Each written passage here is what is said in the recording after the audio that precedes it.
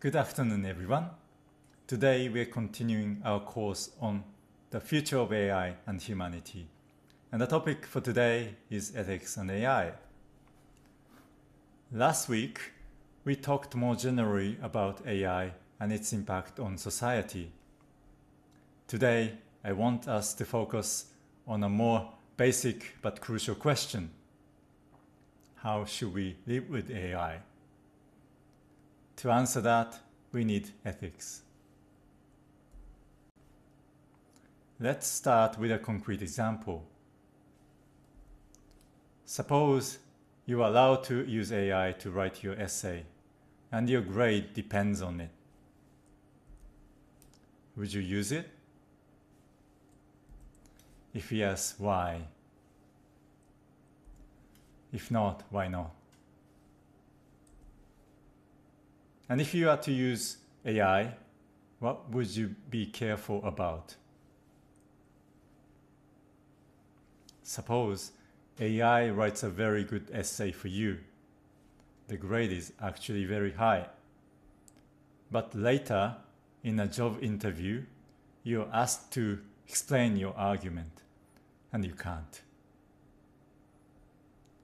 Now ask yourself, what was the problem?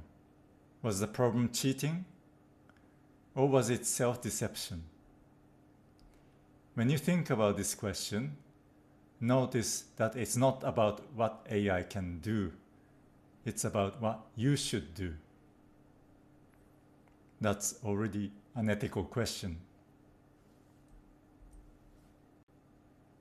So today, we explore three topics.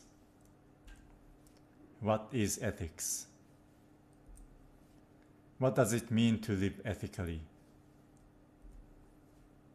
And why does ethics matter in the age of AI? These may sound abstract, but they are closely connected to everyday decisions, especially decisions involving AI.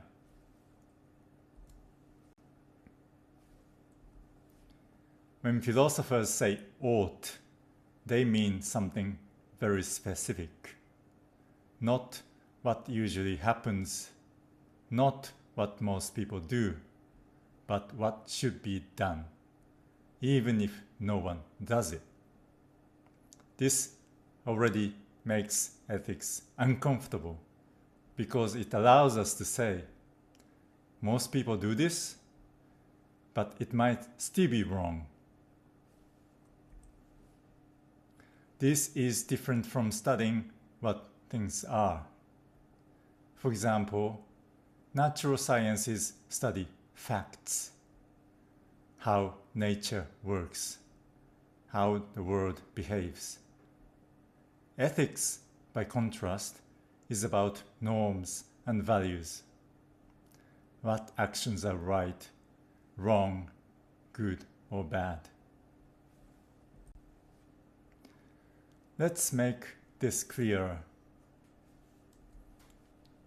Please ask the person sitting next to you whether the following questions belong to ethics or to the natural sciences. I want to know the reason why the Earth moves around the sun and not the other way around. I want to know why I feel guilty just by considering stealing my friend's chocolate. And I want to know why it doesn't feel right to ask ChatGPT to write a love letter. I want to know why I can't fly like a bird. I'll give you 3 minutes to discuss this.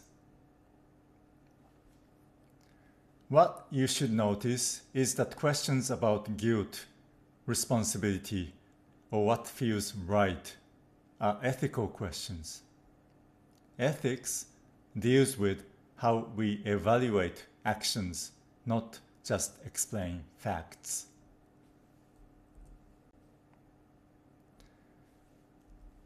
In everyday life, we constantly face choices. Some are trivial. Rice or bread for breakfast. Others are ethically serious, such as whether to save a child in a pond who can swim herself, or whether to save a child in the ocean who can swim herself, or whether to save a child in the ocean who cannot swim herself. In a nutshell, these choices are about whether to save someone in danger and under what conditions. Living ethically means choosing what you think is the right and best option without completely neglecting yourself, at least according to Kant, a philosopher who is considered as one of the greatest in history. Note that there are as many different definitions of ethics among philosophers as there are different interpretations of how to live ethically.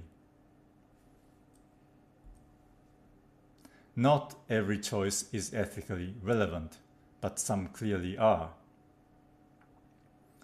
If you're wondering whether choosing rice or bread is also an ethically relevant question, you're spot on. Indeed, it is ethically right to check whether rice or bread is ethically made or sourced.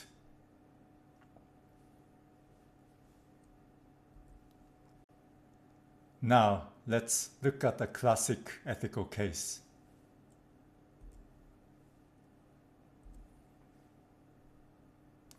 Suppose you're supervising trolleys, trucks. If you don't know what a trolley is, don't worry. Think of it as a train. I'm using the word trolley here because this scenario is based on a famous philosophical thought experiment called the trolley problem. Imagine a trolley is moving towards 5 people on one truck. On another truck, there is 1 person. Now, you can pull lever. If you choose to pull lever, 1 person dies, 5 are saved. If you don't pull it, 5 die, 1 survives. Now the question is,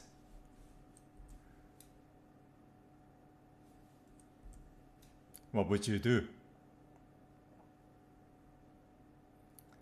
Please discuss this in your group for 3 minutes. Try to explain why you would or wouldn't pull the lever.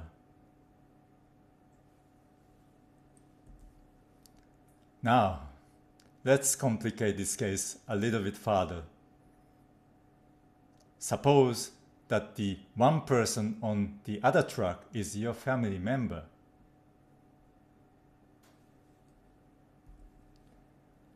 Discuss again. Would this fact change your decision? Why or why not? Some people might say 5 lives are better than 1. Others might say actively killing someone is worse than letting harm happen. Notice that both sides are using reasons, not just feelings.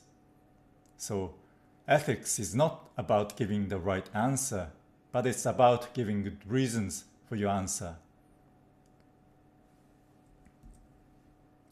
And this case shows that ethical decision-making is not just about numbers. It involves relationships, responsibility, and values.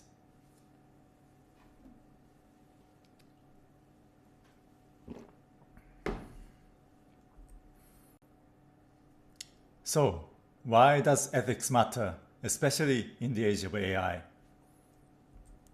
Philosophers have developed ethical theories over a very long time.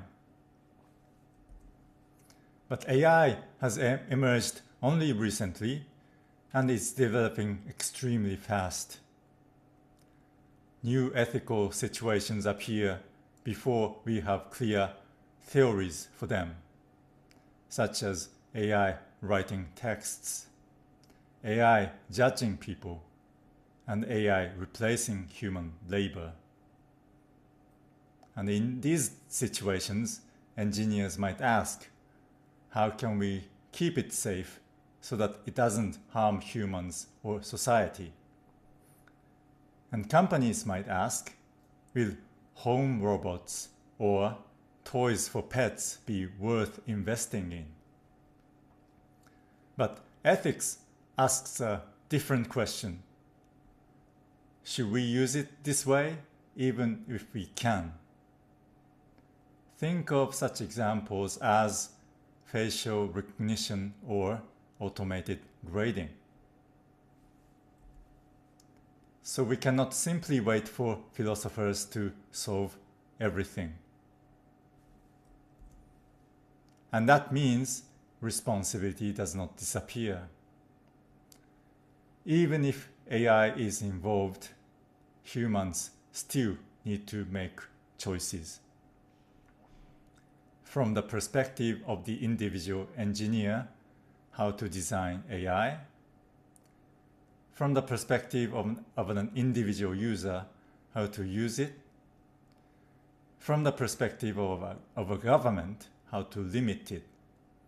So we must think for ourselves and act ethically and responsibly on our own. Now let's reflect more broadly. Please discuss the following questions in new groups. Does AI think and act like a human? If so, what should we do about it? Is AI a threat to human freedom? If so, what should we do about it? Does AI reproduce gender and racial biases? If so, what should we do about it? How reliable is AI? It sometimes lies, but is this an ethical question for humans or for AI? What will be the future of employment? If there is no employment in the traditional sense, what should we do about it? I'll give you 3 minutes to discuss these questions. There may be no clear answers, but ethical thinking starts from asking the right questions. Let's briefly recap. Ethics is about what we should do. Living ethically means making responsible choices when it matters. And AI creates new situations where ethical judgment is unavoidable. And that's why ethics matters today. Next week, we explore this question. Is artificial intelligence capable of rational or moral agency? To answer that, we need to think about questions as: what is rational agency? What is moral agency? What is agency in the first place? What is rationality? And what is morality? And what does understanding all these difficult concepts have anything to do with living with AI? These important questions help us understand how we should live with AI.